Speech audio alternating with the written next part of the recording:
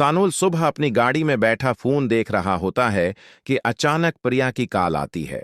वो नर्म लहजे में कहती है, सानुल, कल तुम मेरे पास आना, मुझे अलियार से मिलने जाना है, तुमने मुझे वहां लेकर जाना है। सानुल एक लम्हा खामोश रहता है। उसके चेहरे पर परेशानी की हल्की सी लकीर आती है, मगर वो खुद को संभाल कर कहता है, ठीक है परिया, मैं आ जाऊंगा, जैसे तुम कहो। अगले दिन सानुल परिया के घर आता है, दरवाजे की घंटी बजाता है। परिया बाहर आकर जल्दी में कहती है, चलो सानुल, मुझे अलियार से मिलना है। सानुल का दिल बोझल हो जाता है, वो अंदर से टूट रहा होता है, मगर फिर भी कहता है, ठीक है, बैठो, मैं ले जाता हूं। रास्ते में दोनों खामोश रहते हैं। गाड़ी अलियार के घर पहुंचती है तो सानुल रख कर कहता है, प्रिया, तुम जाओ, बात करो, मैं गाड़ी के पास हूं, जब जरूरत हो मुझे बुला लेना।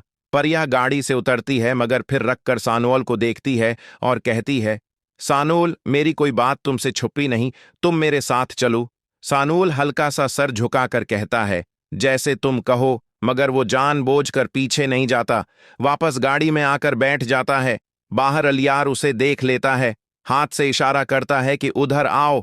सानुल गाड़ी से निकलकर उसके सामने जाता है। अलियार सख्त लहजे में पूछता है, किस लिए आए हो यहां?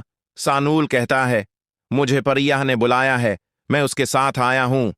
अलियार तंजिया मुस्कुराहट के साथ कहता है, तुम जब भी बाहर निकलते हो तो बॉडीगार्ड के बगैर नहीं निकलते, अब परिया के साथ क्यों? सानुल कहता है, आप बात करें, मैं साइड पर हूं, जब जरूरत हो बुला लेना। वो जैसे ही साइड पर जाता है, प्रिया और अलियार के बीच बहस शुरू हो जाती है। अलियार कहता है, उसे साथ क्यों लेकर आई हो? प्रिया जज्बाती होकर कहती है, वो मेरे साथ हर जगह गया है, थाने में, अदालत में, सब जगह।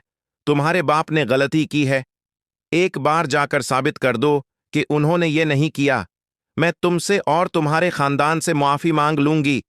अलियार झंझलाकर कहता है, तुम इस बात को छोड़ क्यों नहीं देती? परिया कहती है, कैसे छोड़ दूं? सच साबित किए बगैर मैं सुकून से नहीं बैठ सकती। बहस जारी रहती है कि इसी दौरान सामिर को कॉल आ जाती है। वो बात करके वापस आता है और कहता है, सूरी, एक जरूरी कॉल थी, आपको कुछ सीन अपने वकील को देने हैं ना, चलो अभी चलते हैं। प्रिया कहती है, ठीक है, हम चलते हैं। जैसे ही वो जाने लगते हैं, अलियार पीछे से आवाज देता है, सामिर, बात सुनो। वो वापस आता है। अलियार उसे अंगली दिखाकर कहता है, ये मत भूलना, तुम अपनी औकात भूल रहे हो। सामिर मजबूत लहजे में कहता है, मैं अपनी औकात नहीं भूला, यही तो बात है कि मैं हकीकत जानता हूं, मैं सच के साथ खड़ा हूं। फजा मजीद भारी हो जाती है। सानुल दूर खड़ा सब सुन रहा होता है।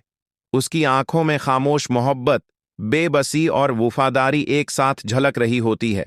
वो कुछ कहता नहीं, मगर उसका किरदार सबसे ज्यादा बोल रहा होता है। यही मोहब्बत, गुरूर, सच और वफादारी का टकराव इस किस्त को यादगार बना देता है।